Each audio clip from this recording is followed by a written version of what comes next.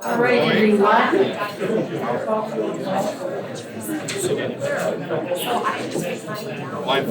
Not that I don't love to hear everybody chatting with each other, but we have a lot on our agenda today. You know how this goes. It's very fast and furious with all of our speakers and representatives from the city. So feel free to eat and continue on with your lunch as we start the program.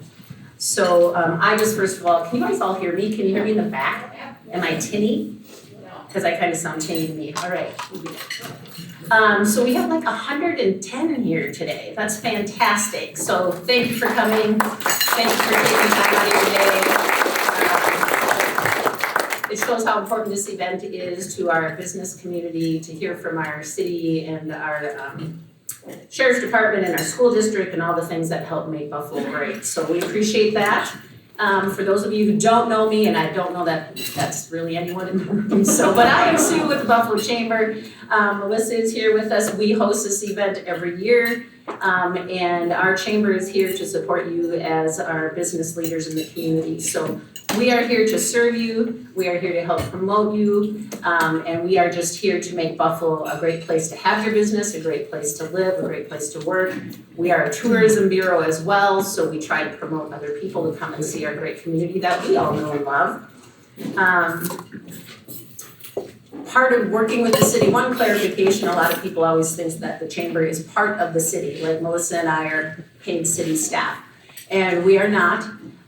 Sometimes, we wish we could be, and then there's other times when they get a lot of grief on Facebook that we're glad we're not. But anyway, we couldn't do what we do without the city's help. So all of the events that you love require a lot of effort from our city, and that can be our city administration, it can be our city streets department, it can be our parks department. Every event we hold is a lot more muscle on their end than it is for Melissa and I to host it. How many barricades, where is Carrie? How many barricades do we use for Buffalo Days?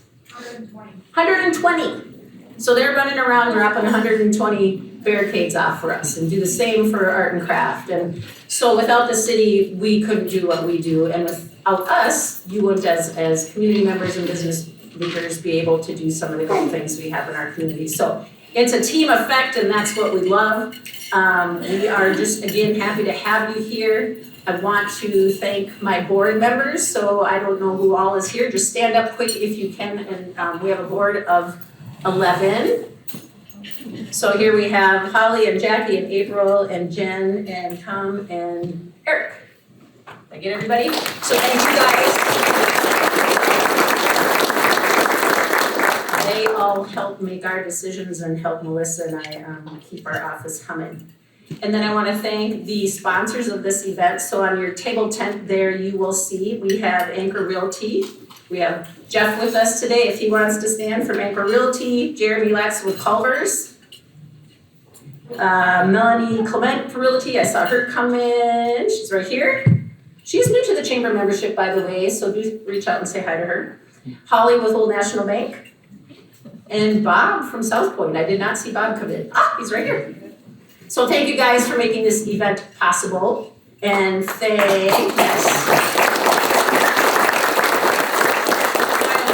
don't have Heidi in the room, but thank you to Bison Creek always for making a great meal and a great presentation.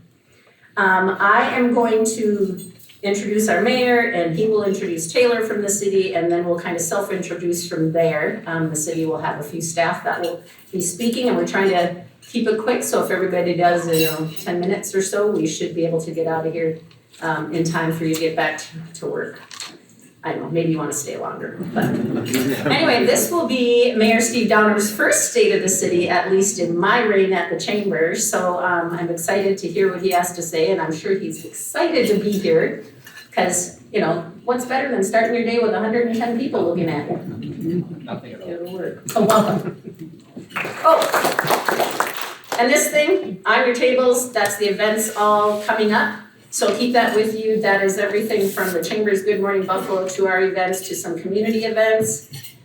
We will be doing a legislative update at some point once we know the session is done. And we also will be providing some training for the paid family leave once that session is done, so we know where the rules kind of land on that. So just FYI, but just keep reading your newsletters and you are all good. So, Steve.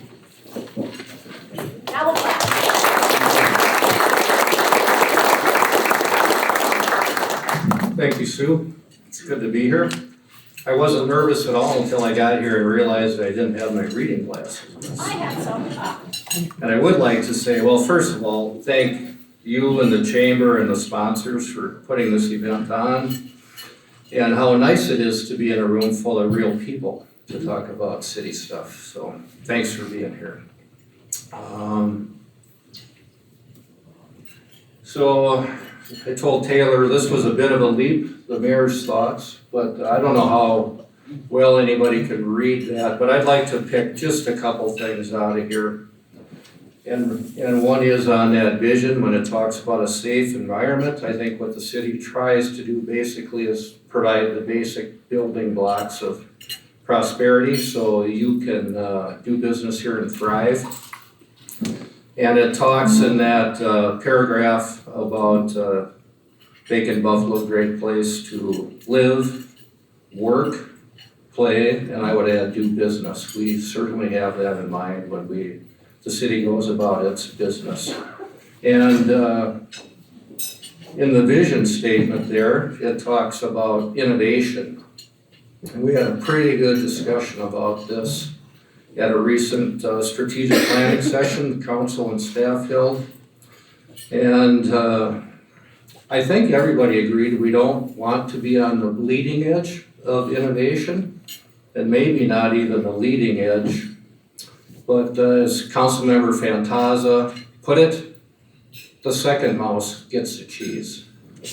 So we want to be up to date, but we don't necessarily want to be out there ahead of proven technologies and innovation and things. Which leads me to the first bullet point at the bottom there is Buffalo Fiber. So Buffalo Fiber's been in business for quite a while. The city's used it for its own purposes for over a decade, probably two, and has hooked up other customers along the way. And it's a fast, reliable, local internet service.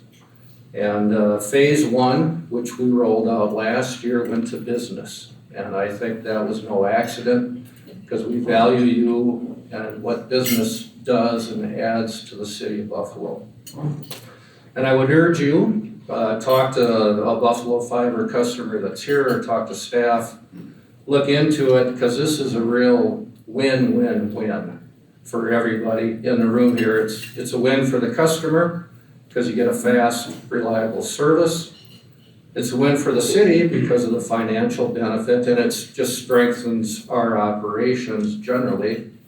And it's a win for the city as a whole because, like electricity, this is a service we would expect to make money on, and a portion of that margin would be transferred to the general fund, and that helps reduce upward pressure on your property taxes. So I would ask everybody, if you're not a customer, take a good hard look at it. And I think you'll be convinced as you go along and talk to people that it's something you should do for your benefit.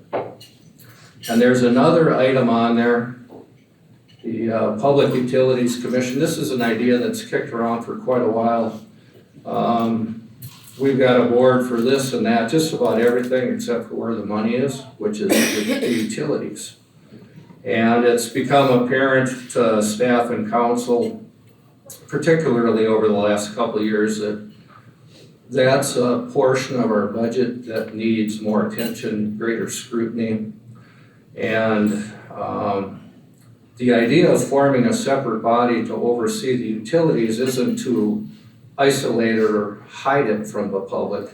It's to bring greater scrutiny over what those utilities do, over their budgets, their planning, and policies and how they operate. So, and that body, there's detail to work out yet. And, I mean, it may or may not happen, but we're going down that road. Is that body will have significant authority. And we're looking for people to serve on that have business backgrounds. So I just want to put it out there, and if anybody thinks that's something they might be interested where you can make a real significant contribution to the community but you don't have to put your name on the lawn sign and growl for votes. I think it would be a great avenue for a lot of people to get involved in. So with that, I'm going to turn it over to somebody who I have grown to increasingly respect and like and appreciate over the last, well, since he's come to the city, and especially the last few years, or months, it seems like years, that, for some of you, as mayor. So please join me in welcoming Taylor Gronau, City Administrator.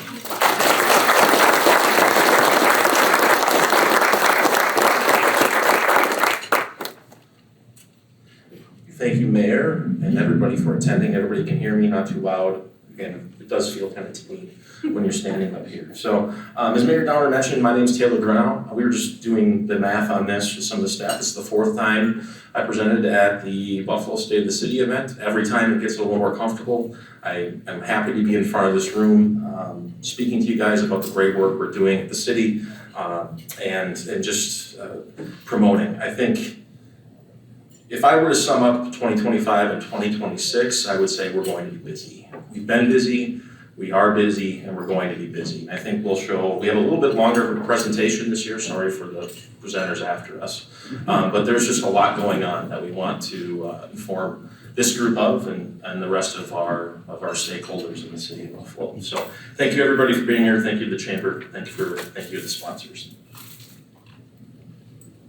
So first, I just want to point out, so this is our city council, 5-member council, 1 mayor, 4 council members. There are a few new members of this board after the last election. Aaron Walsh and Sheila Crawford were both elected as new members to the Buffalo City Council. George Fantauza had been on the city council in an appointed position for a period of time, filling a vacant seat, and he was elected to a 4-year term. And then Mayor Downer had been on the council for 14 years? Yes. Before he was elected to mayor, so he moved up, replacing Mayor Terry Lockermeyer. So we have a new group. Brad has been on the group for 2 years as well. They've been excellent to work with. You have some very good representatives of this community. They ask good questions. They make good decisions. They want to do what's best for the city of Buffalo, and that's great for you, and that's really great for staff. It's a very great group to work with. We do have the mayor and 2 council members here. Can I just have Sheila and Brad stand, just to stand to be recognized? I didn't tell them they were going to have to do this, but Brad and Sheila.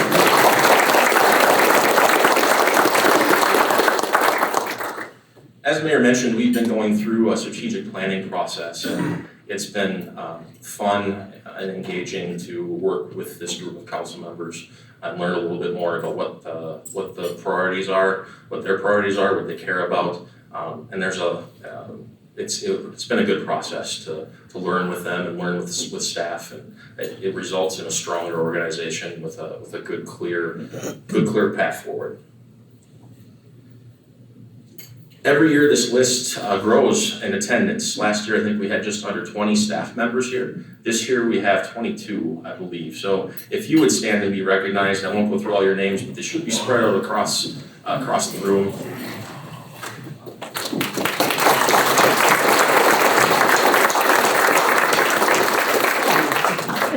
These are the people that provide the services that the city relies on. They're very important to our organization. They work hard, they care a lot about the future of the city of Buffalo, and it's a pleasure being able to lead and work with them on a daily basis. So I've encouraged them. They will stick around after the meeting. If you have any questions, please approach them and ask. They like to engage with folks too. So I have a few slides here that I want to touch on. First, and we've touched on this because it's important. I think in every single one of the state of the cities we've done street maintenance projects. It's what a lot of people see. It's a lot of people think of when they think of the work the city of Buffalo does. Back in 2023, we had a pavement management plan done. And it told us something that we thought we were going to hear. We knew we were going to hear, but it was nonetheless good to hear it. We need to invest more in our annual pavement management program. So we've done that. Since 2000, you'll see our numbers. In 2023, we had a $500,000 budget. We bumped that to just short of $2 million last year, and it's just about $1.4 million this year. And you're seeing that. These 2 maps up here are our 24 street maintenance projects and our 25 street maintenance projects. You can see by looking at those that there's not really an area of town that we haven't touched trying to improve the aesthetics and the functionality of our streets. So that continues to be a major priority of our city council and of our city staff. I do note that in 26, I expect that number will be smaller. We do have a large street reconstruction project that we're doing in 26 and 27 that we're going to be routing some of those resources and those funds to. But this continues, it has been, it continues to be a major priority for our city council. I'll touch on a few of the more specific projects here. This one we've been talking about for a while. It's the Ryan's Way project. It's a backage road that extends from County Road 35, Williams Way, to First Street Northeast that completes that whole backage road system. We did receive a federal grant back in 2023 in the amount of $2.4 million to do this project. That should cover just about most of it. There will be a small portion that we will need to pay for either with assessments or with additional city funds. We plan to start that project in 25. You won't see a lot of work being done because we are just stabilizing the ground to get that ready for construction since that area is so wet.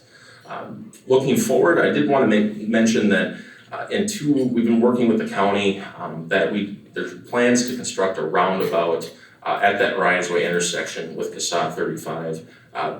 We don't have it on the CIP yet, but we're estimating in 2028, 2029 to accommodate the additional traffic that we anticipate is going to be traveling along that backage road. It's an exciting project that'll open up a number of development opportunities along that stretch as well.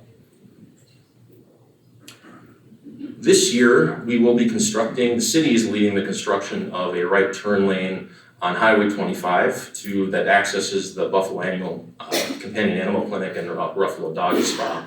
You'll remember last year to accommodate the Chipotle and Starbucks development, we closed off that frontage road, which really wasn't in a great place. Anyways, it was causing its own issues and concerns. And we are now adding a right turn lane to accommodate folks turning right off of Highway 25 to access those businesses. This will be a 2025 project, and we did receive a grant that will cover just about 90% of the addition of that right turn on Highway 25. 12th Street Northeast, we are going to be paving that road this year. That will complete the 3rd Street South connection from Highway 25 to Calder Avenue. This is a road that the city maintains as a gravel road. A couple of years ago, we shut it down just because it was in poor condition. There were a lot more people than we thought that traveled using that road, but it was a good decision. But we're reopening that, and that will complete that access now. That will be paved all the way from Highway 25 to Calder Avenue. And again, we did receive a MnDOT grant to do about 90% of that project. Thank you. I have a whole slide on grants. So I mentioned before Northeast Reconstruction Project. We've been teasing's not the right term. We've been talking about it for quite some time now. You'll see it's a large area on the northeast section of kind of the old city of Buffalo. Phase 1 we're planning to start in 2026. We have done some pre-project engagement. Thank you to all of you who participated in that engagement. We do have a task force that's made up of business owners and staff and our city representatives to kind of lead this project and give input on this project. The city council back in 2025 approved the streetscape project, or streetscape plan, I should say, and final design is underway from our engineering firm. Again, we expect construction to begin in 2026, wrap up in 2027. There will be a lot of questions. This will be a very impactful project in terms of road construction and detours in our downtown area. So we're going to do the best we can to make sure we try to accommodate businesses in that area, communicate with you as well as we can on phasing, but we won't know those phasing details until we've probably selected a contractor.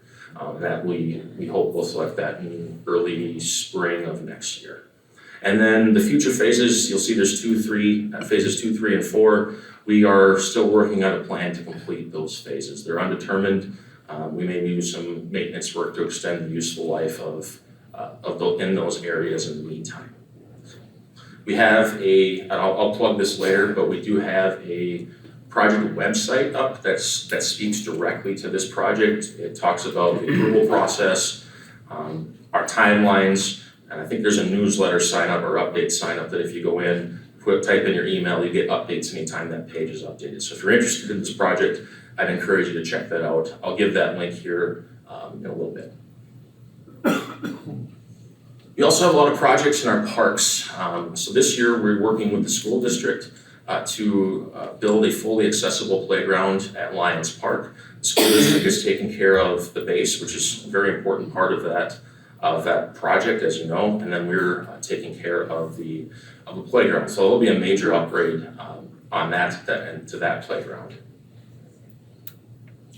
I'm sure a number of you have heard this was something that we weren't prepared to talk to this group about last year, but we were discussing it. The city has purchased the former Penrad building for remodel into a future community center. Our community center currently is over by our city center. It's rather small, does not accommodate our needs or accommodate, our users' needs. So we've been hearing about this for a long time. The community has, and we just never had a great opportunity to pursue it. This came along, the building owner sold us the building at a good price. He's been active and engaged in the process, so we'll be excited to get this open. We have selected a contract, an architect and a construction manager for this project. We've had 3 meetings with that group. We anticipate construction will start sometime this fall, and we will open this facility sometime in 2026. There's a budget of about $1 million we have to do upgrades, and we're really trying to fit those upgrades within that budget. So that, I think that's the process we're going through now. We're excited.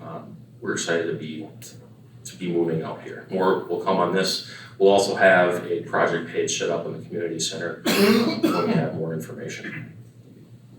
One of the big things in that, Taylor, is the elevator, right? Like that's Yes. a large expense. Yes, it's a 2-floored building, so Sue was asking about an elevator, and an elevator is an expensive addition, but it's a needed addition to make sure we can accommodate everyone of all ages and abilities. So we, right now, part of our design process is just talking about where are we going to put the elevator, what's the most effective, cost-efficient place to put it and build it.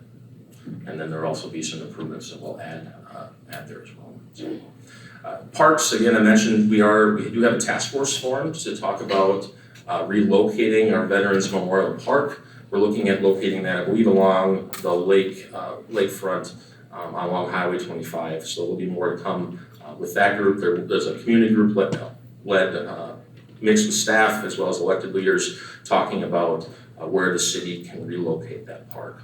The splash pad, we were hoping to have that built this year. I don't know if last year we had updated this group, but we were hoping to build this in the West Pulaski Park area.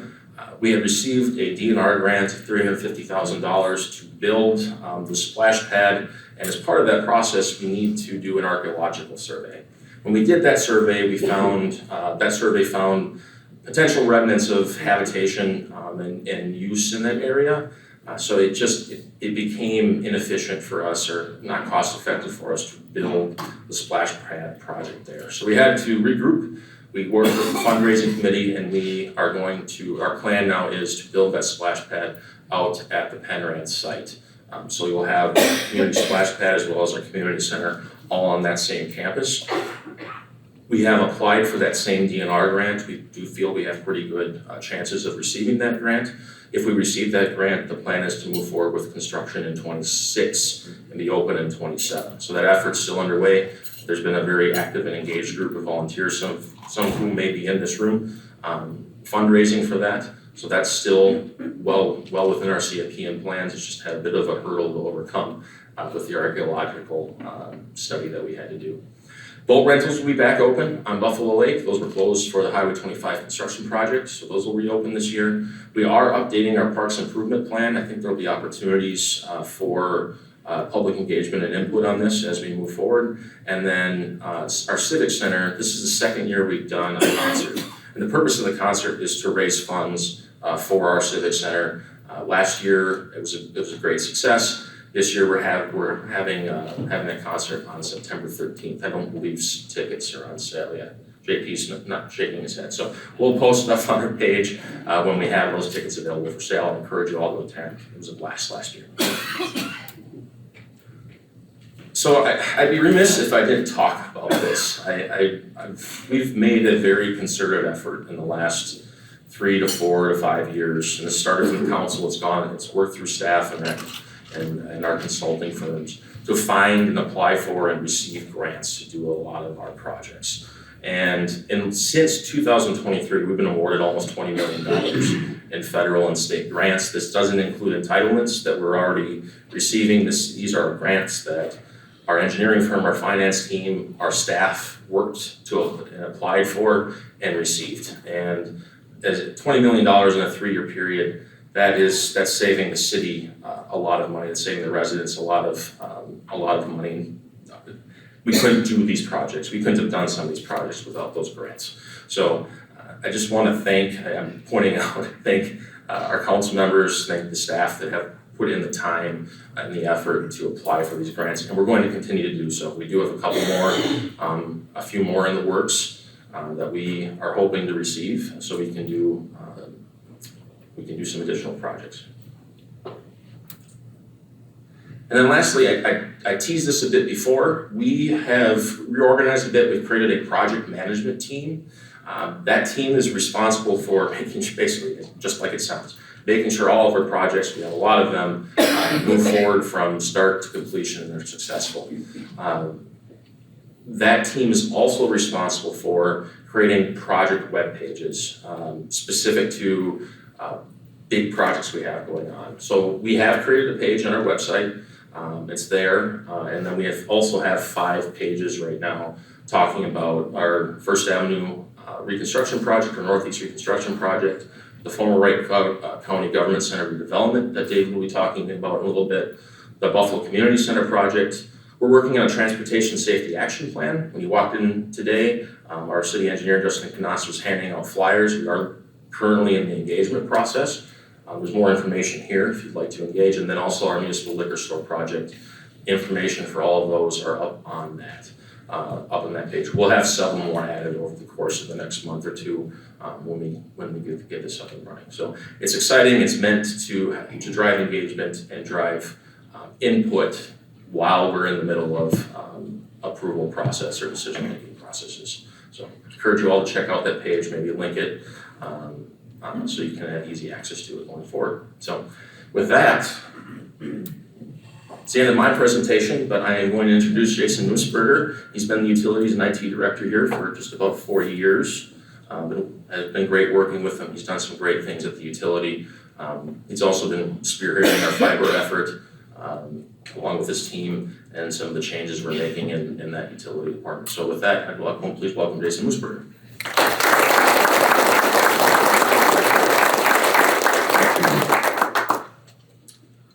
Good afternoon, and thank you, Taylor. It almost sounds like you said 40 years. It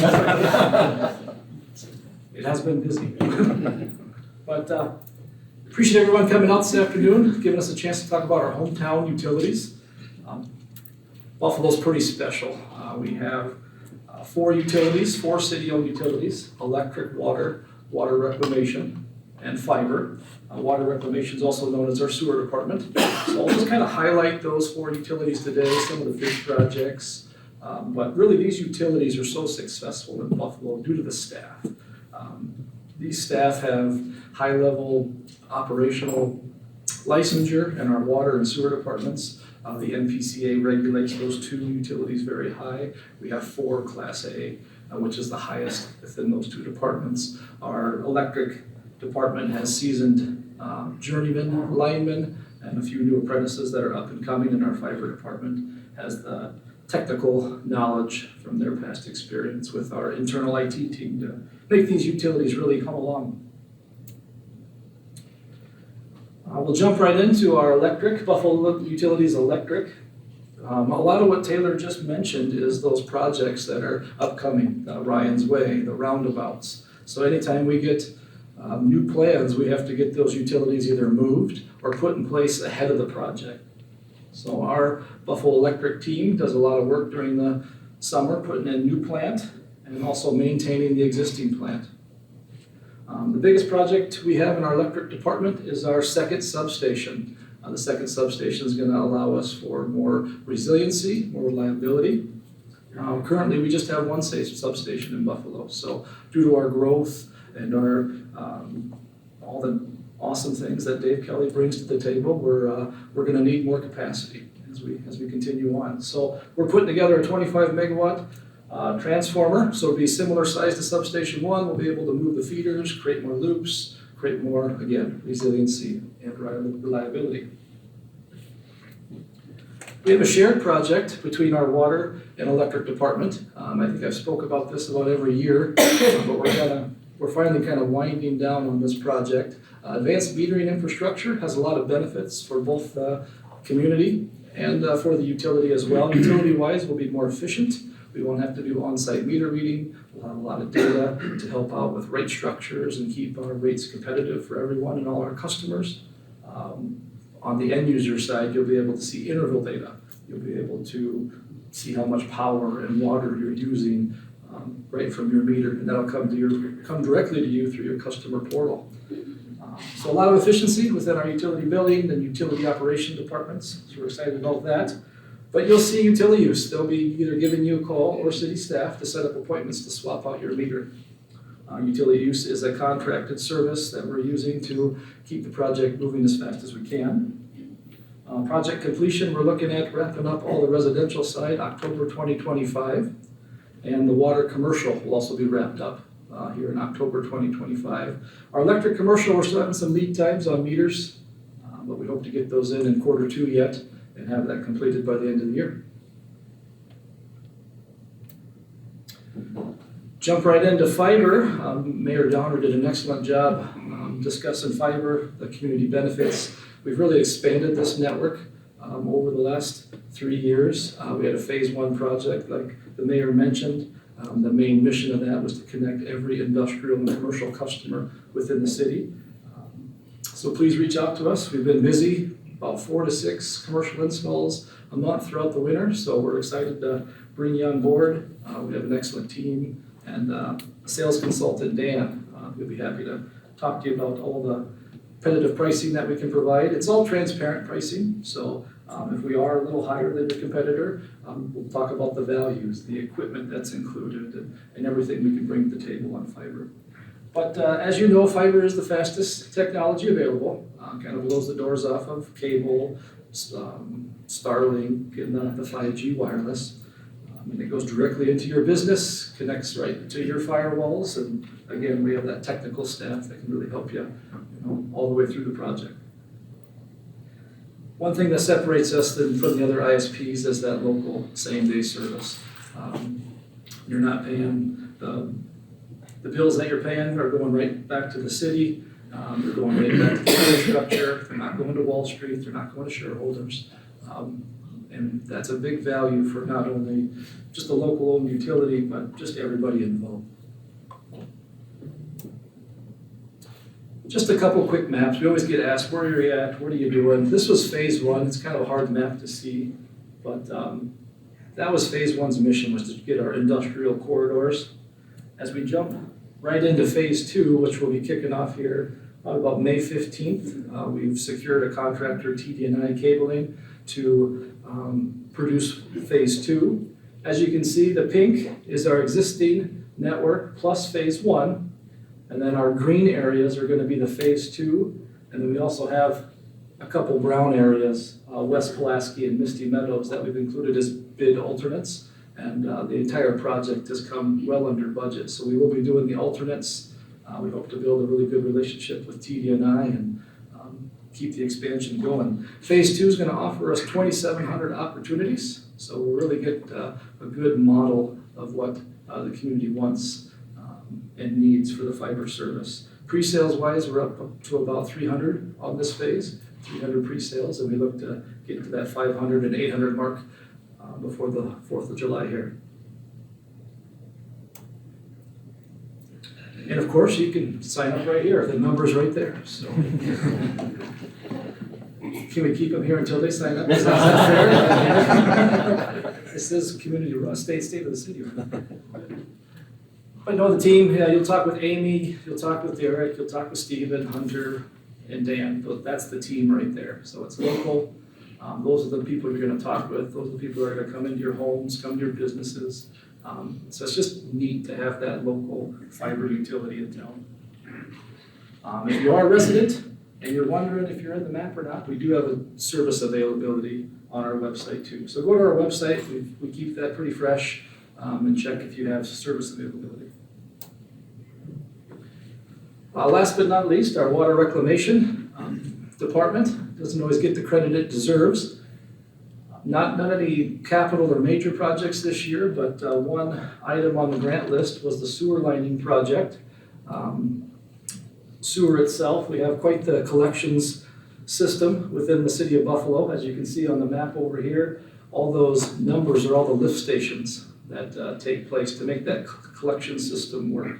Each lift station has pumps and electronics and data, and we need well-trained operators to make this collection system work. Sewer departments help protect the community, help protect the environment, and our wastewater staff really have efficient operations. They've really made that plant something special. We're always looking for different revenue sources as well, so we're trying to put together a team to test some of our jams, jellies, and perfumes, if you're interested. I'm sure it'll go pretty fast. I mean, it'll fill up pretty quick.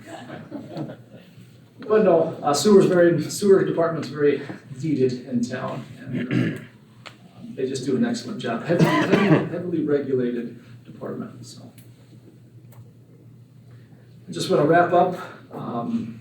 Big thanks for all your support on municipal utilities. It does truly bring a tremendous value to a community, helps that upward pressure on the tax base. There's an electric transfer of about $1 million every year, helps support the Civic Center, helps support the general fund. So all those funds just kind of intertwine and help each other out. It's locally owned by our customers and our residents. Local customer service, the reliability, the ability to protect that environment, and the biggest thing is innovation. That's kind of what sets us apart from other utilities in the state. The pictures up here are from our customer appreciation event. We have that every year during MEA week, so feel free to come out. It's usually the Thursday of MEA week. We provide a lunch, good conversation, and usually some games and some takeaways for anybody that comes. Kara, our customer service director, does an excellent job in events. She has a great outdoor fair coming up here in June. We have this event, and we're going to try to put together a state of the utility towards the end of the year too. So, thank you again for your time. I'd like to introduce exciting and a big idea guy, David Kelly. Keeps us busy in the utility side, that's for sure. So.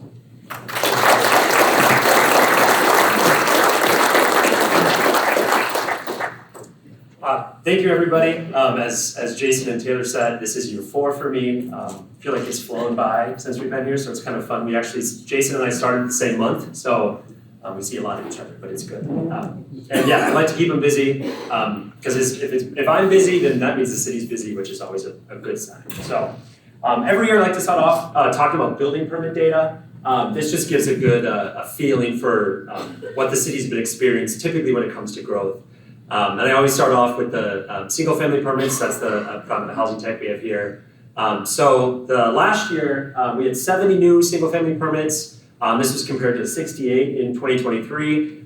This is pretty typical. I think the last couple of years before this, we've averaged about 75. So kind of right in the range there. I think the exciting part with that is we have been consistently seeing people interested in coming to Buffalo, and there's been consistent interest in growth in the city. So we expect with some of the developments that I'll talk about in a little bit, we expect this number probably to go up a little bit. And I'll mention a little bit as well that the City Housing Redevelopment Authority recently completed a housing study, and the findings from that housing study show that we need more housing of all kinds. The exciting part from the city side is that there's a lot of demand to come to the city, and there's a lot of growth that we've seen, but then the other piece of it is trying to capture that demand that we've seen and provide more services for the public, and then making sure we plan for that in the future. So in addition to the single-family home permits we've seen, we also have 902 total building permits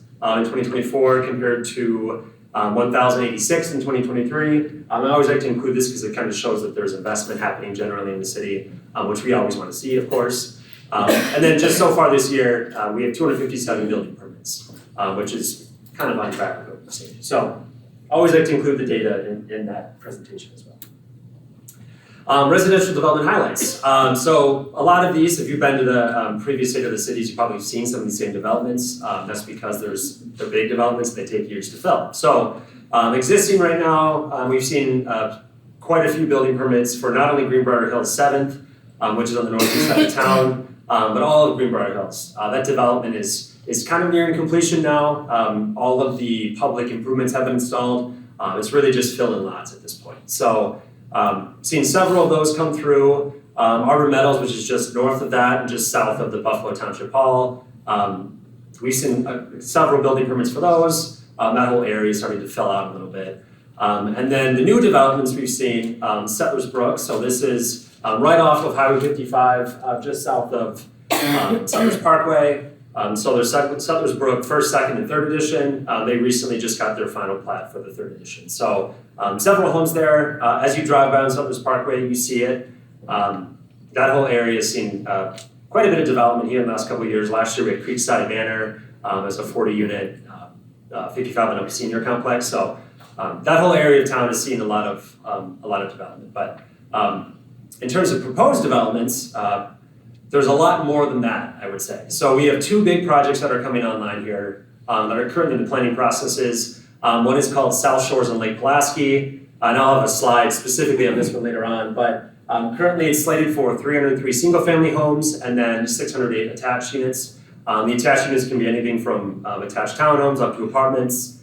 You see a good mix of that. And I'll show again later on in the slide, but that is for the farmland that's just west of the high school. So you'll see it when you're driving through town. And then the other big one, obviously Taylor mentioned earlier, is the redevelopment of former Wright County Government Center. Right now we know that the developers are proposing 16 patio homes, kind of like townhomes attached, but they have a little bit more of a single family home feel. And then market rate apartments, number yet unknown, but they do have two buildings that you will see in the slides later on. So in terms of projects, as Jason mentioned, there's a lot going on. I like to keep people busy. I like to keep myself busy, which is great until it's too busy and then I get a little overwhelmed. But be that as it may, Taylor mentioned earlier the First Avenue Northeast reconstruction project. We are currently working through that process. We're in the design development phase at this point. There's a task force that we have made up of downtown business owners that are affected on that street. The big thing I wanted to touch on with this one, now that we have the streetscape kind of design, we know what that looks like. Now we get to work on the fun parts, I guess you could say. So we have, we're looking at things like street lighting. Where do we want street lighting to go? Where do we want benches to go? Where do we want trees to go? So there's a lot of the, in addition to the actual street design that you'll see and you'll use in your vehicle as you're driving by, of course, there's also going to be a lot of those urban design elements, I think, that you'll see that will be pretty exciting. So we do obviously expect there to be an impact.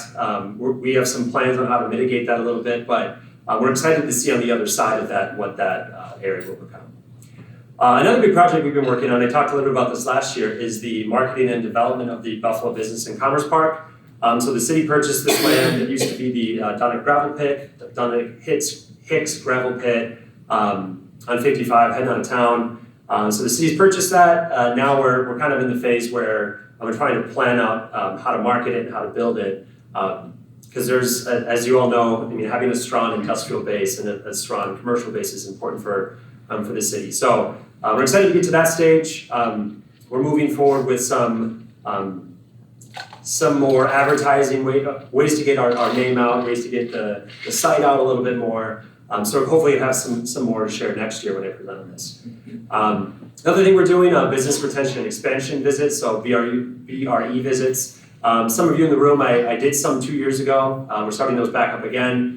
So you'll be seeing me, you'll be getting an email from myself about visiting. So just want to really just gauge the environment for each individual business. How are they feeling? What can the city do to help?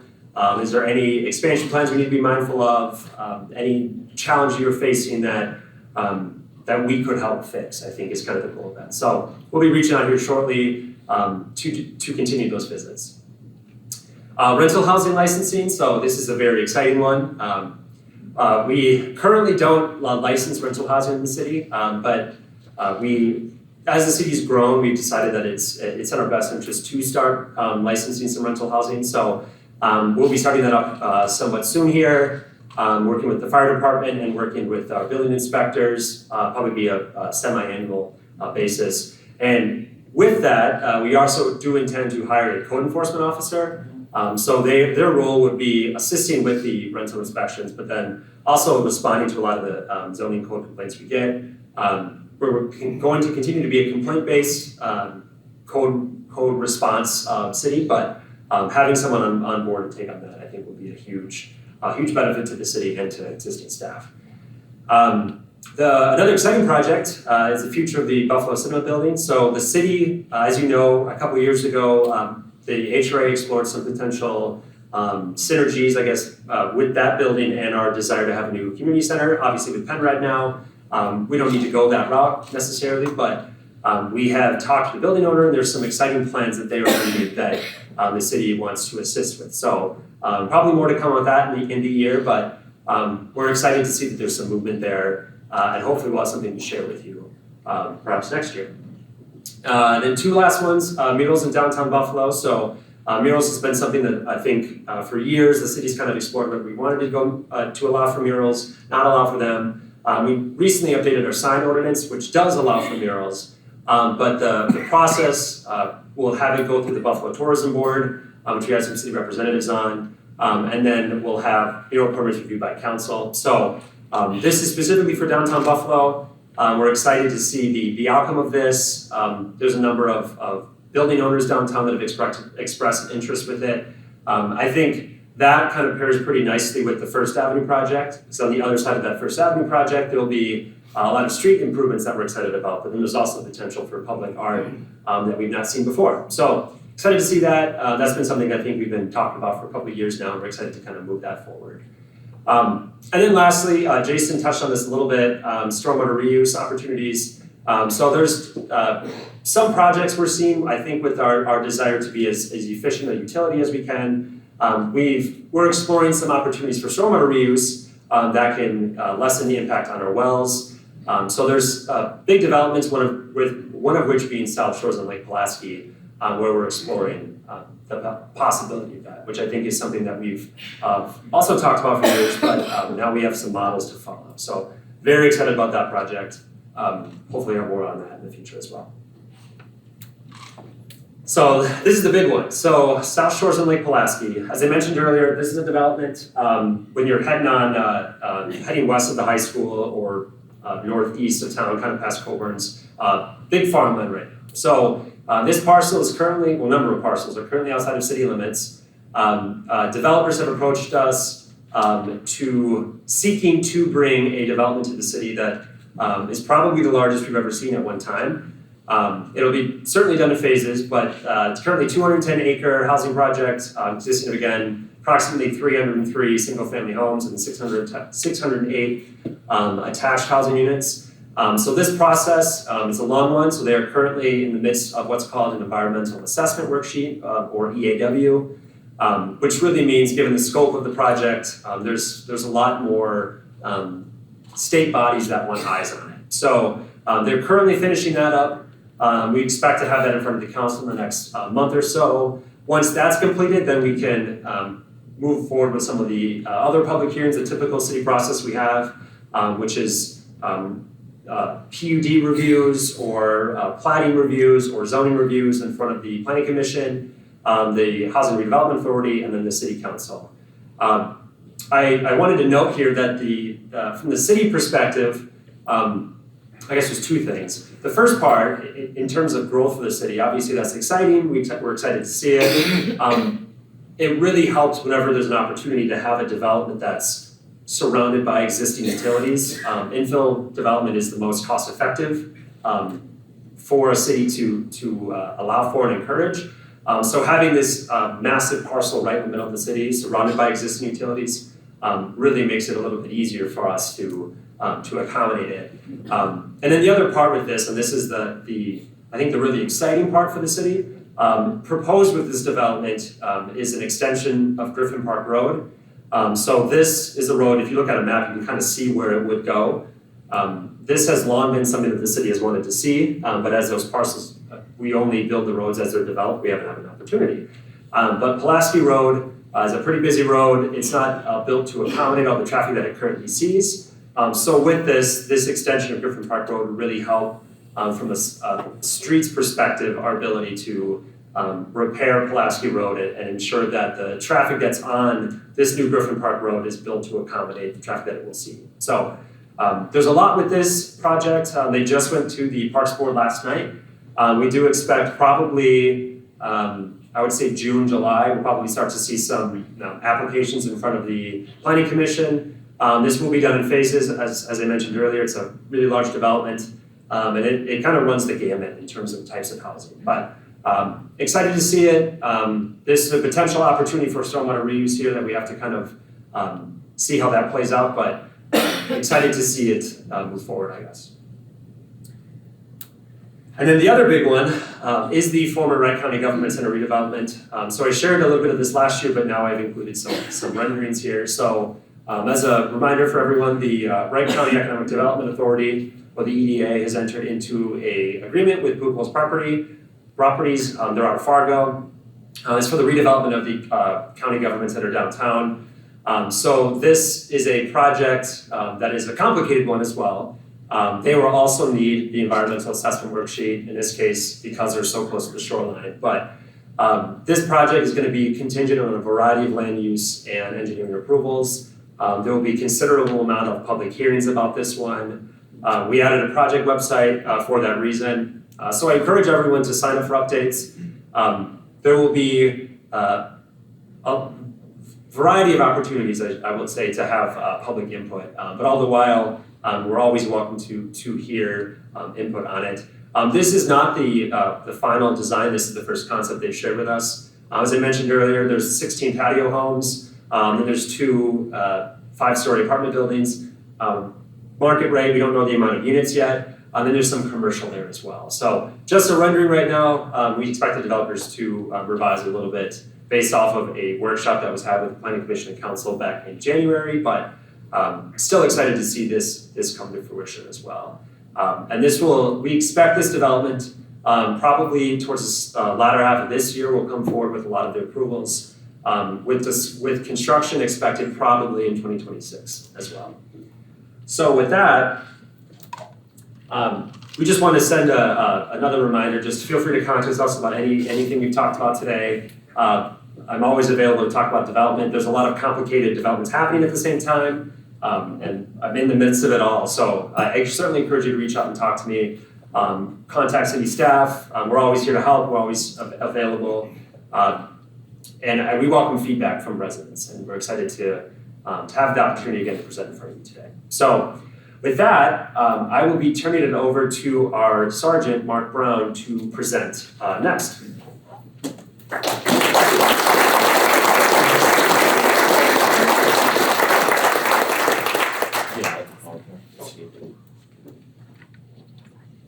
All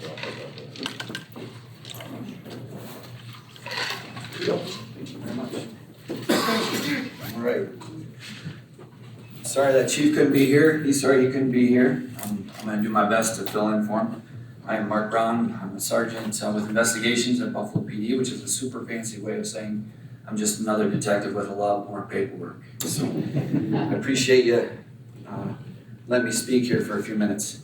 So, this is our Buffalo Police Department. I tried to capture it with a flag at full staff just from yesterday because your police department is at full staffing and it's been really, really nice. A lot of times we get questions on, well, how many officers do you have? I just wanted to throw this out there just so you can see it. There are a few people I left out on purpose, only because I want to talk about them for a second. This is Tony Daniels. He is our community service officer, and he's the heart and soul of our police department. If you don't know Tony, if you haven't met Tony, I'm sorry. He's a fantastic guy, and he occasionally does a pretty good job of announcing as well at our Buffalo high school events. We also like to call him Tony Hawk because it seems like anything that's happening around town, law enforcement related, anybody who decides to sneak around town, he has an uncanny way of being at the right place at the right time and finding people very quickly. We've stopped kind of going to the calls anymore. We just go to where Tony is when we're faced with something. Chief of Police is not here to defend himself, so I tried to capture a photo of him. I feel does a good job. It also captures his sense of humor. If you didn't know, he's a big family, a couple of young kids at home. And one of the things we like to talk about is some of the shows that they like to watch, and he noticed the other day that when his kids watch these Lego shows, you can always distinguish who the chief of police is. There's one accessory you can give a pro tip for if any of you have little kids at home. If you're ever at the Lego store and you want to find that accessory that turns your police officer Lego guy into a chief of police, you just give him a coffee mug or a coffee. Kind of sets the tone. But anyway, no, he of course couldn't be here. Let's go into the kind of day in life of a Buffalo police officer. I just took this from a few days ago. This is kind of what it looks like when one of us comes on call. Even though we have 3 detectives, we also have detectives that do patrol work as well. So it can be a mix and match of investigative work. But this kind of gives you a flavor of just what a shift looks like, kind of the variety of calls and the variety of things we deal with. And any of these calls can kind of come at any given time. So I don't know how many times I've started a shift where it's a heart attack immediately. 5 minutes ago, in fact, or a couple of minutes ago, when I'm just getting suited up. So thought you'd kind of appreciate just kind of what that looks like. Trends. So where are we at from 2024 to 2025? One of the ones I wanted to comment on was, even though it's not necessarily criminally concerned with criminal matters, is medicals. We always kind of pay attention to when our ER goes on divert or when our Wright County ERs get filled up. And I was surprised that I think, some of you over the holidays probably thought that this year was a worse year than last year. But we actually went down. We had a lot of our medicals in categories. And one of the things that surprised me is our medicals for sick, just people being sick, went from 122 last year at this time to 88. That was a surprise. The other thing I want to note here is med psychs. As you know, we deal with a lot of medical psychological calls. And one of the things that's happened over the years is this has significantly dropped for us as well. I give that, I would attribute that to a lot of patience on our officers' part. When they're answering and responding, they show a lot of patience. They develop relationships with people. They continue to work with them. The other thing too is the crisis units from multiple different agencies, St. Cloud, and also Wright County co-responder program. That's been a great benefit in the last couple of years. Drugs has pretty much stayed the same, and that's, if you want to know your kind of big 3, for us it's been fentanyl, of course, methamphetamine, and cocaine has been somewhat of a comeback. Just trying to think, frauds and thefts are lower. From an investigative standpoint and paperwork standpoint, thank goodness they're getting lower. I'm very thankful to Adam here for partnering with us and having the police department come over to the community center, speak to groups about frauds and scams. I'm actually going to showcase one of those things in just a second, just as an upcoming event. But I think education has been a big part of that, family talking to each other. And the last thing I want to mention is business owners. We have gone from answering these frauds late in the game and being able to get money back and or stopping it right at the bank, stopping it right when they're going to Walgreens or one of the local shops, picking up credit cards and picking up Apple cards, because that's how you pay the FBI, or that's how you pay the IRS. So I'm really appreciative of business owners really kind of recognizing when things are happening. So last, we have actually just right now partnering with the Buffalo Hanover Montrose School District. We are working on a mock crash this morning. A few of us who have been in law enforcement for many years always get this ominous feeling about this time of year, about the time when graduation's coming up. It feels like some more scary accidents involving youth happen near and or around the time of graduation. So very thankful to the school district for partnering with us and for Wright County Sheriff's Office to do these mock crashes and to have these kids experience this. I think it's a very valuable asset for the safety of our youth. And we have a few events coming up. These are not all of them. We also have the Buffalo Triathlon, of course, Buffalo Days coming up. But Cop on a Rooftop, this is something new we're going to do this year to raise money for Special Olympics. We absolutely love partnering with Special Olympics. And this is a new thing where we're going to find ourselves on top of the Dunkin' Donuts to help raise money at about 5:45 to 6 a.m. in the morning. And then we're also going to be doing a fraud and scam seminar at the Buffalo Council Chambers on the 29th and that'll be with myself, and Adam will be helping with that. We also have a bunch of local events involving parks and the youth in our town. We've got kickball coming up May 14th and a bunch of other events that we're partnering with as well. And then the last thing is police officers go through many battles. A lot of battles, a lot of tough things, we deal with a lot, psychologically and everything else, but I don't know anything that challenges us more traditionally than going against the fire department. So September 20th is the new date this year when Buffalo PD will be going against the Buffalo Fire Department. Please support us, the blue, that is, as we face them. So if you guys have any questions, please find me afterwards. If you have any complaints, I take them, but you have to submit your license plate number at the time. So, I really appreciate you guys. Thanks for your time.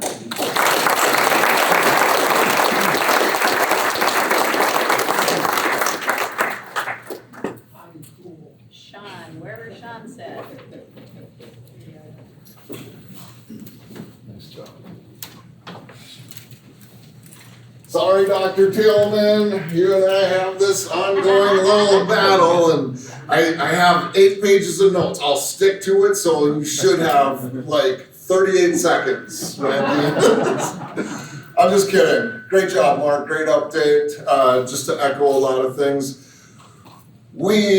There's never a dull moment. There just really isn't. We have tremendous growth going on, a lot of fantastic things, but with that tremendous growth and those opportunities come a number of challenges. We're continuing adjusting how we do business, how we train, how we get everybody through the requirements, and then you have the legislative weight pushing certain things in our direction. So it's constantly a juggling act, and I'm very fortunate. We have 3 police departments across the county. We are true partners and work very well together. So just a couple of things. I always try to be a little bit entertaining while I'm up here, and I always like to try to give you some information that you can take away that makes you maybe ponder and think. But it's been busy. 2 weekends ago, we booked 34 people into jail. That's a pretty busy weekend, but that's a trend. As the weather starts getting nicer, we pick up. But there's a lot of things going on. Unapologetically, last year we had 472 DWI arrests. If you don't want a DWI, don't drive drugged or intoxicated. I push accountability all the time. We are the #1 agency in the state outside of the Minnesota State Patrol for DWI arrests. What are you doing in your downtime? What are we looking for? Probably the concerning trend in that is the controlled substance DWIs. Alcohol is always going to be there, but it's our ability to detect with the drugs on board and really what's going on. We have people literally crashed out sleeping at a stoplight, we'll have them at a gas pump. They don't know if they're on foot or horseback. And the effects of today's drugs, specifically fentanyl, which we are seeing increasing levels and increasing things with that, it's troubling, especially when they're on the roadways. So hats off to my team. That's a record for us, and just so far this year we're at 193. So that is a concerning trend that affects every single one of us on the roadways. So it doesn't seem like it's out of the norm anymore to seize ounces or even pounds of methamphetamine. Meth is still king in Wright County. It has been for a number of years, and it continues to be. We have a lot of supply. Meth labs have virtually gone away, but we still have lots of dope coming from Mexico. So there's not a shortage. To give you an idea, you can get a pound of meth these days for $1,000 to $2,000. When I was working narcotics in 2000, a pound of meth went for $20,000. So that gives you a little indication of how much it is. Supply and demand, right? They're pretty smart at the way they run their business. Recently, we had a traffic stop that resulted in 17 grams of fentanyl. 17 grams is enough to kill everyone in this room 5 times. Why do we have that kind of fentanyl on a traffic stop? 3 weeks ago, I had a deputy. Thank goodness the circumstances were he called out that he was on a traffic stop and he was going to do a vehicle search. He had a partner swing by his traffic stop. Inside that vehicle search, he found an Altoid spin, and he opened it up and there was tinfoil inside. Tinfoil is a red alert for us. He couldn't manipulate it with his glove on. He took his glove off, opened the tin foil, saw the powder, closed the tin. Within 30 seconds, he started overdosing. His partner had to Narcan him, and he took an ambulance trip to the ER. They monitored him for a number of hours and released him. Thank goodness his partner was there. Had his partner not been there, folks, that could have been an unbelievably tragic outcome for us. It happened that quick. He didn't breathe it in. It was through osmosis by touching the tin foil that was laced. Most people do not realize 2 milligrams is a lethal dose to most humans, and it takes so little amount. That's why I tell people, this is my PSA. If you are a parent, you are a grandparent, talk to your kids, talk to your grandkids.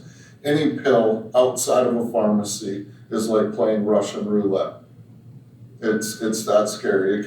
You could have 10 tablets, 9 people have a really good time. 1 person ends up dead. In the last 5 or 6 years, we've Narcan 300 people, and we have a couple hundred saves. Every year we have a number of life-saving awards. So, but the example with the tinfoil and just that small touch, unbeknownst to any of us, we might pick up a piece of tinfoil to throw it in the trash. We could have kids walking down a hallway thinking they're doing a good deed, grabbing something, throwing it in a trash can, not realizing they were just exposed to something as dangerous and toxic as fentanyl. So PSA, Russian roulette, no pills, save lives, truly save lives.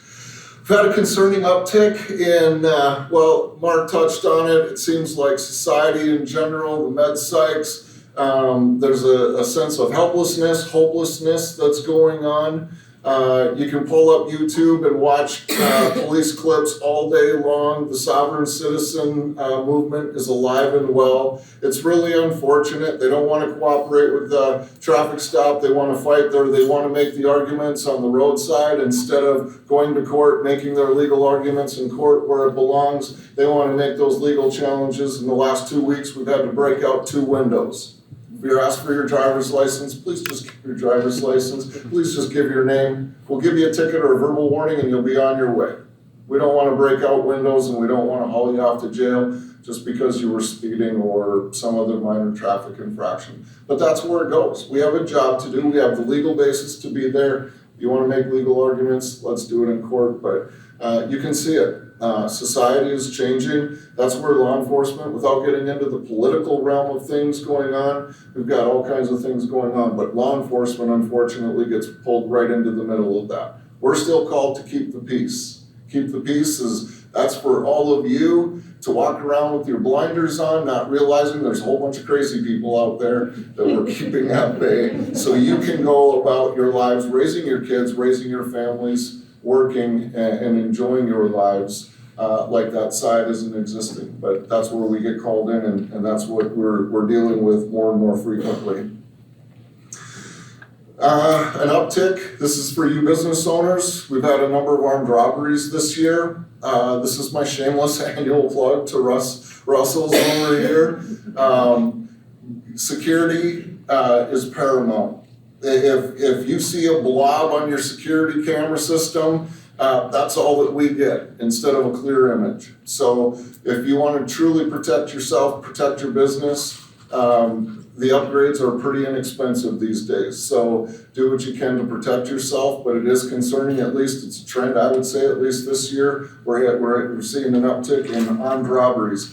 3 days after Christmas, it was a significant armory, it was a robbery, it was the jewelry store, Colonial Jewelers in St. Michael. It was a significant loss. So do what you can to protect yourselves and certainly partner with us. We actually have a team of people within the sheriff's office. If you want a security assessment of your business, we'll actually do that free of charge. Just contact our office. We have people specifically trained in that. So if you want some ideas as far as your business is concerned, employees coming and going, people outside of your business coming and going, let us know. We'll do that assessment for free.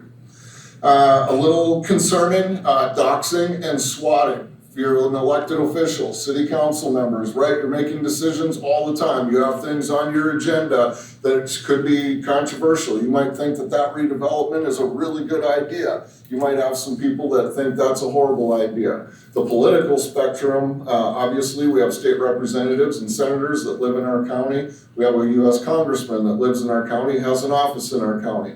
That office has been protested about 6 times so far this spring. We had about 200 people protesting out near the Albertville Outlet Mall last weekend. So again, that's where we get pulled into the middle. We want to stay out of the political realm, but when you start blocking off traffic, that's when we become involved. I will not tolerate blocking off traffic or criminal damage to your property because you're trying to get through where these people want to protest. If they want to stand on the right of way and hold their signs and yell and chant all day long, I don't care. But if it starts affecting you, I do care, and we will not tolerate it in Wright County. One point of bad news, and then I'll end with a little good news. Staffing in law enforcement. That's a huge thing for Mark to say we are fully staffed. That is becoming few and far between anymore. There are not enough people coming into our industry. The Post Board and Para just released about a month ago, they're expecting 2,000 retirements in Minnesota in the next 3 years. If you couple that with the fact that we're already 900 down, and you've got 150 people a year graduating from college, folks, you can see that there is some devastating, darker days coming for our industry in the future. I don't know what that looks like, but that will certainly be challenges for future law enforcement. Is obviously we have to stay competitive in the workplace, but we have to have the ability to recruit new talent, but even more importantly, retain those good people that we already have. Make wise investments in our staffing, driving culture. I've done that for the last 6.5 years now. We drive culture every single day. I'm immensely proud of our organization as well. So hats off to Buffalo. Obviously, you're doing some good things. A little bit of good news. We are setting records this year, because we have the staffing to do it. For the last several years, you all know that we've been boarding for other counties that are having some difficulty in their jails. We are fully staffed in our jail. Not only are we fully staffed, I have overcomp in my jail. Because we have that staffing, we have had the tremendous opportunity to take boarders from other counties that don't have the space, or for whatever reason, DOC sanctioned Hennepin County not that long ago. So we have a number of Hennepin County inmates in our jail. In the month of February, we made $248,000 in boarding fees, and last month we broke that record at $262,000. And I would say April, when I get those numbers in the next couple of weeks, will probably break another record. So right now we're on a very good trajectory to bring in some revenues. We're never gonna break even. I'm not in the money-making business. We're not gonna start banging out license plates or anything like that. But obviously, all the revenues that we can generate, our jail runs more efficient the fuller it is. So the more revenues that we can generate in our jail is going to reduce the levy impact on our taxpayers. So, like Mark, I will stick around afterwards. Feel free to hit me up. It's always a pleasure. Thank you to the City of Buffalo for allowing me a couple of minutes to come and share some things with you.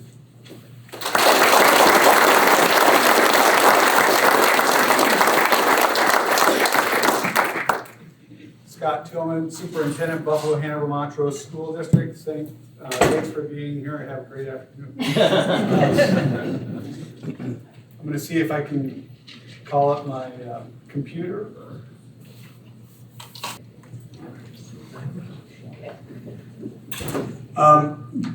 As I said, Scott Thielman, Superintendent of Buffalo Hanover Montrose School District.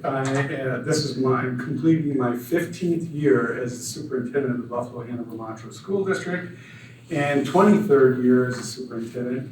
And if I really want to dig deep, my 33rd year as an administrator in public education.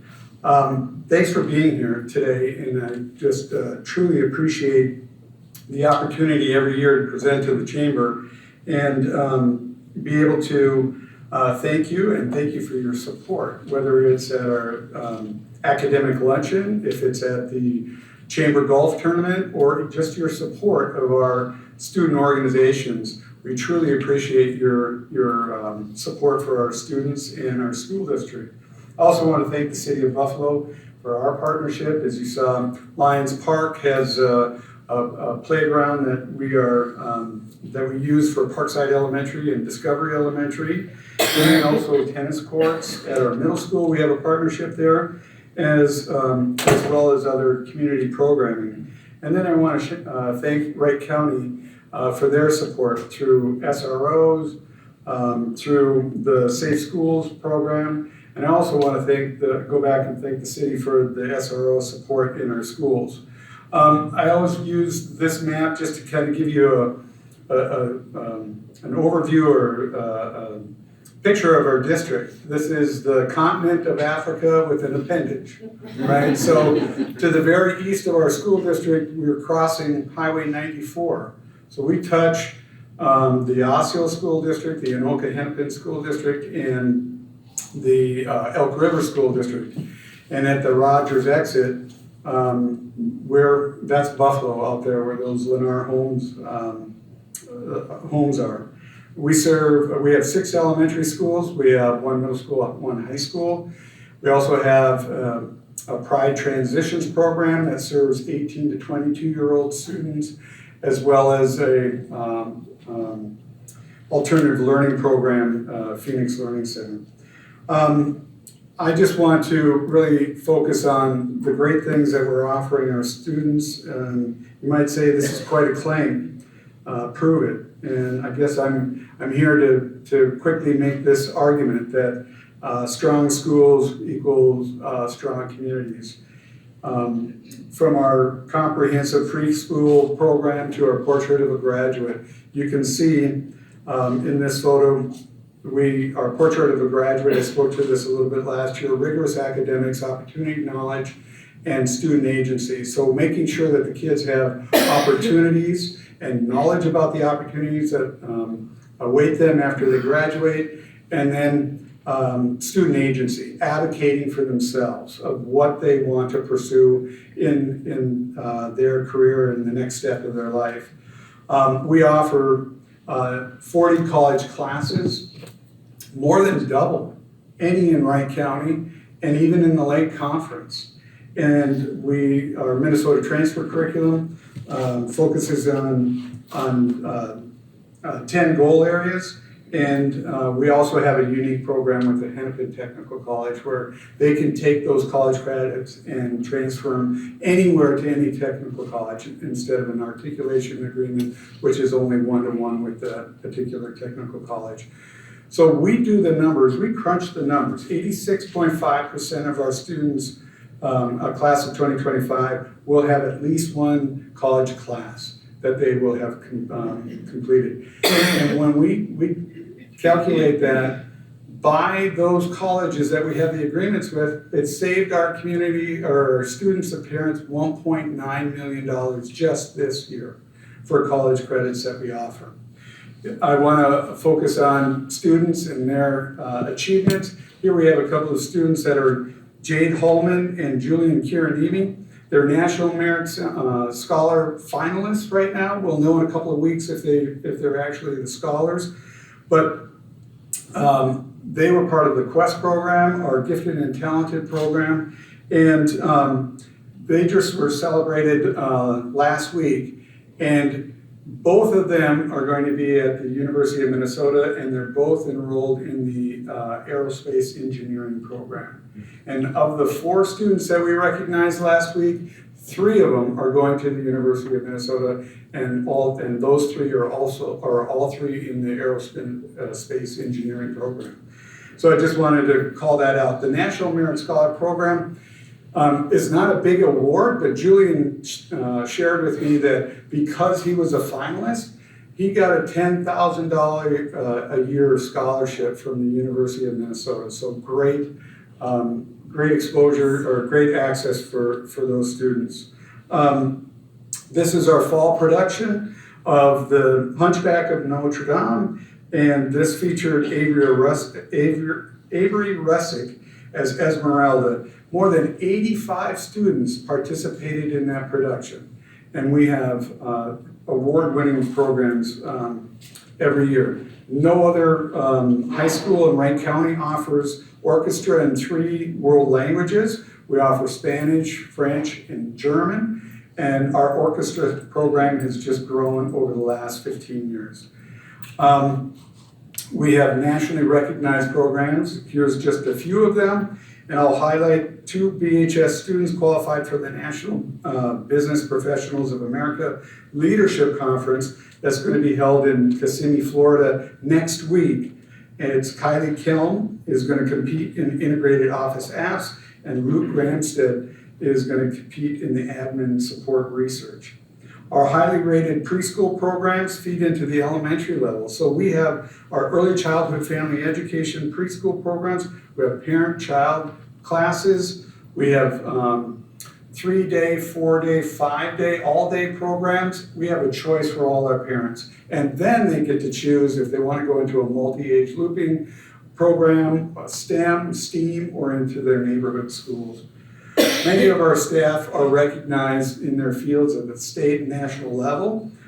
Just recently, we just found out Danielle Stein was recognized. She received the 2025 Emerging Leader Award from the Minnesota Association of Family and Early Education. She's an early childhood family education teacher. And we're just really, really proud of her and her recognition.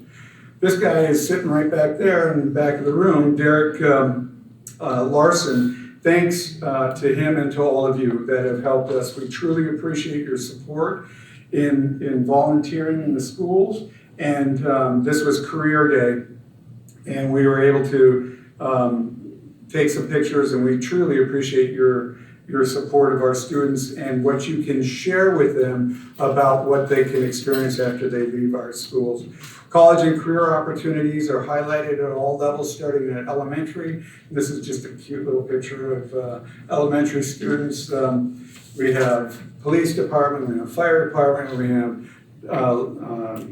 it looks like doctors and scientists, and then we also have space exploration.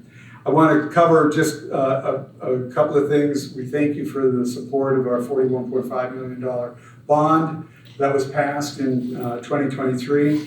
And right now we're in the process of demoing some of the front end, entry of the high school. That new secure entrance is gonna push that entry out, and we'll be able to let people in as they pass through our offices and not just come through the vestibule and into the main part of the building.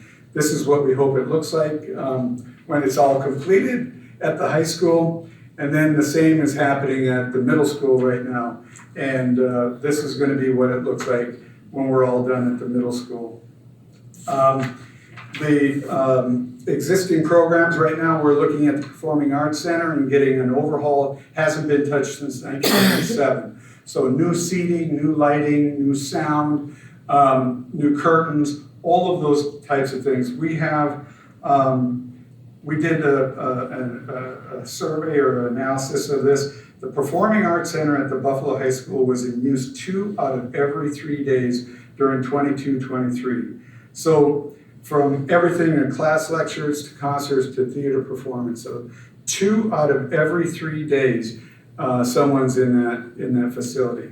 And we also know that it's being used by our community and Buffalo Community Theater and other outside organizations. As we said, this is our project. We did completed Hanover, Tatanka, and Montrose playground. This is Hanover right here. And then we'll be finishing the Lions Park edition and Northwinds Elementary.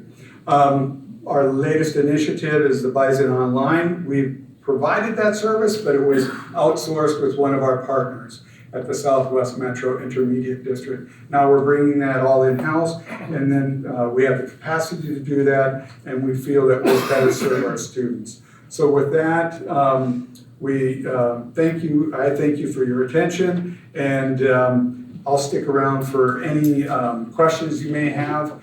We have our upcoming graduations for the Pride 18 to 22-year-old ceremony is on June 3rd. The high school graduation is on June 6th at 7 p.m. out at the high school, and our adults with adult basic education ceremony is on June 10th at 7 p.m. Realtors, we want to really promote our school district. We think we have a great product, as I said, strong communities, a strong school, strong communities. So realtors, we have packets that we want to get to you, and we want to share some marketing information with you. So if you would, if you're able to stick around, Paul Downer, our communications coordinator is here, and I am too, and we'll connect with you and make sure you get everything you need. With that, thank you for your time.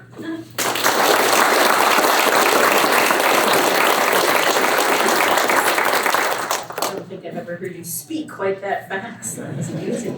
Again, thank you all. Thanks to all the speakers here today, from Steve, Taylor, David, Jason. I hope I get everybody. Mark, Sean, Scott. We would have had Brian Kozlowski here from the Wright Tech Center too, but he was unable to make it today. So appreciate you guys all speaking. If you wouldn't mind hanging around for a photo afterwards, that would be great. And while they're hanging around, I assume it'd be okay if you guys have questions. Be sure to stop and ask. I had a lot of questions. It's great seeing all the, I'm a visual learner, so I love looking at maps. I love hearing statistics. That makes me have an understanding. I now, know that my commute to work is going to be longer once the government center is done. It might be a mile and a quarter instead of a mile. But it's all good things. And sometimes I feel bad for some of the guff that we get, whether it's something. To me, if Buffalo's not growing, we're dying, right? So change is hard, but I can't see anything negative about anything I saw up here today. I'm so excited for the community center, and Adam's been doing such a great job with the current location, but just think what you could do with a new location and have the splash pad be a part of that. And just how we all work together to make Buffalo a great place. And being a Buffalo native, I think I still love living here in my old age, and I will stay here till I'm done. So I love it, and thanks to all you for making that happen. Have a good rest of the day. Appreciate it.